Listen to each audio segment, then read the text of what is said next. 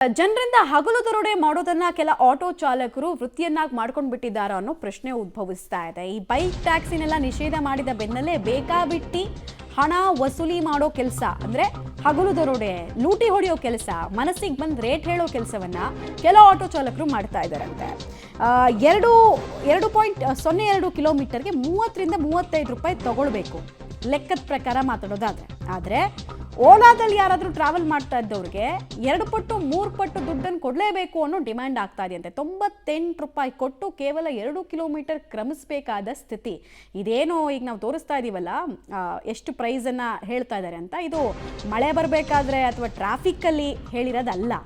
Normal ಟೈಮ್ನಲ್ಲೇ ಅಷ್ಟು ವಸೂಲಿಗೆ ಇಳಿತಾ ಇರೋದು. ಟಿಪ್ಸನ್ನ add ಮಾಡಬೇಕಾದ್ರ ಜೊತೆಗೆ, ಇಲ್ಲಾಂದರೆ ಅದು ಆಟೋ ಬುಕ್ಕೇ ಆಗಲ್ಲ, ಈ ರ್ಯಾಪಿಡೋಗಳು ಬುಕ್ಕೇ ಆಗಲ್ಲ ಅನ್ನೋ ಮಾತು ಕೇಳಿಬರ್ತಿತ್ತು. ಕೇವಲ ರ್ಯಾಪಿಡೋ ಮಾತ್ರ ಅಲ್ಲ, ಓಲಾ, ಊಬರ್ ಎಲ್ಲರದ್ದು ಇದೇ ಕತೆ. ಸೊ ಕಾರ್ಪೊರೇಷನ್ ಟು ಶಾಂತಿನಗರಕ್ಕೆ 1.4 ಕಿಲೋಮೀಟರ್ ಅಂತರ ಇದೆ. ಬಟ್ ಶಾಂತಿನಗರಕ್ಕೆ 90 ರೂಪಾಯಿ ಚಾರ್ಜನ್ನು ಮಾಡಲಾಗ್ತಾ ಇದೆಯಂತೆ. ಜಸ್ಟ್ ಎಷ್ಟು? 1.4 ಕಿಲೋಮೀಟರ್ಗೆ. ಕಾರ್ಪೊರೇಷನ್ನಿಂದ ಶಿವಾನಂದ್ ಸರ್ಕಲ್ಗೆ ಬರೋದಕ್ಕೆ 2.4 ಕಿಲೋಮೀಟರ್ ಆಗುತ್ತೆ.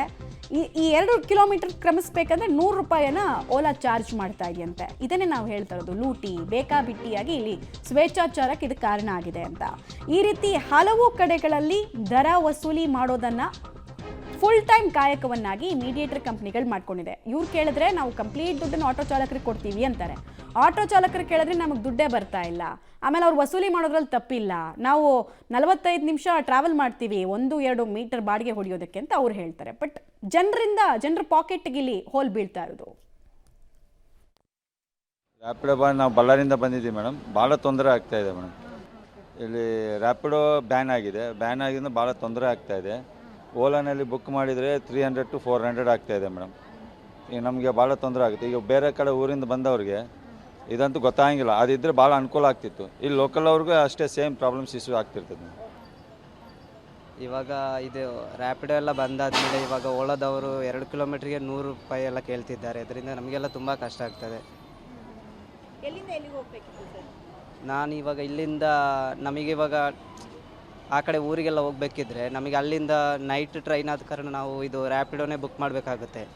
ಇವಾಗ ತುಂಬ ತೊಂದರೆ ಆಗುತ್ತೆ ಮೇಡಮ್. ಅದು ಯಾಕೆಂದರೆ ರೀಸನಬಲ್ ರೇಟಿನೇ ಅದನ್ನು ತಗೋಬೇಕು ಹೊರತು ಕ್ಯಾಬ್ ಅವರು ಇದು ಜಾಸ್ತಿ ತಗೊಂಡ್ರೆ ಅದು ರೇಟು ಜಾಸ್ತಿ ಆಗುತ್ತೆ. ಯಾಕೆಂದರೆ ಬರೋ ಕಸ್ಟಮರು ಕೂಡ ಡೌನ್ ಆಗ್ತಾರೆ. ಅದು ಪಬ್ಲಿಕ್ಗೆ ತೊಂದರೆ. ಅದು ಇದನ್ನು ಒಂಚೂರು ಕ್ರಮ ರೈಟ್. ಡೀಟೇಲ್ಸ್ ಕೊಡ್ತಾರೆ, ನೇರ ಸಂಪರ್ಕದಲ್ಲಿ ಜಾಯ್ನ್ ಆಗ್ತಾ ಇದ್ದಾರೆ ಅರುಣ. ಮಳೆ ಇಲ್ಲದೆ ಇದ್ದಾಗಲೂ, ಟ್ರಾಫಿಕ್ ಇಲ್ಲದೆ ಇದ್ದಾಗಲೂ ಕೂಡ ಜನರಿಂದ ಹೆಂಗೆ ಪೀಕ್ ಬಹುದು ಅನ್ನೋದನ್ನ ಈ ಮೀಡಿಯೇಟರ್ ಕಂಪ್ನಿಗಳು ಮಾಡ್ತಾ ಇದೆ. ಆಟೋ ಚಾಲಕರದ ಪಾತ್ರ ಎಷ್ಟಿದೆ ಅನ್ನೋದನ್ನ ನಾವು ಯೋಚನೆ ಮಾಡಿದಾಗ ಅಗೇನ್ ಪ್ರಶ್ನಾರ್ಥಕ ಚಿಹ್ನೆ ಬರುತ್ತೆ. ಅವ್ರು ಕೇಳಿದ್ರೆ ನಮಗೆ ದುಡ್ಡು ಬರ್ತಲ್ಲ, ಎಲ್ಲ ಮೀಡಿಯೇಟರ್ ಕಂಪ್ನಿಗೆ ಹೋಗುತ್ತೆ ಅಂತಾರೆ. ಇವ್ರು ಕೇಳಿದ್ರೆ ಇಲ್ಲ, ಆಟೋ ಚಾಲಕರಿಗೆ ಎಲ್ಲ ದುಡ್ಡು ಕೊಡ್ತೀವಿ ಅಂತಾರೆ. ಬಟ್ ಇದನ್ನೆಲ್ಲ ರೆಗ್ಯುಲೇಟ್ ಮಾಡಬೇಕಾಗಿರೋದು ಸಾರಿಗೆ ಇಲಾಖೆ. ಅವ್ರು ಯಾಕೆ ಕಣ್ಮುಚ್ಚಿ ಕೂತಿದ್ದಾರೆ ಅಂತ? ಎಸ್ ಮಮತಾ, ಆಟೋ ಚಾಲಕರ ಹಗಲು ದರೋಡೆ ಕಳೆದ 3-4 ದಿನದಿಂದ ಅಂತೂ ಹೆಚ್ಚಾಗ್ತಾನೆ ಇದೆ. ಯಾಕಂತಂದರೆ ಜೂನ್ 16ರಿಂದ ರಾಜ್ಯಾದ್ಯಂತ ಬೈಕ್ ಟ್ಯಾಕ್ಸಿ, ರ್ಯಾಪಿಡೋ ಬೈಕ್ ಟ್ಯಾಕ್ಸಿಯನ್ನು ನಿಷೇಧವನ್ನು ಮಾಡಿತ್ತು.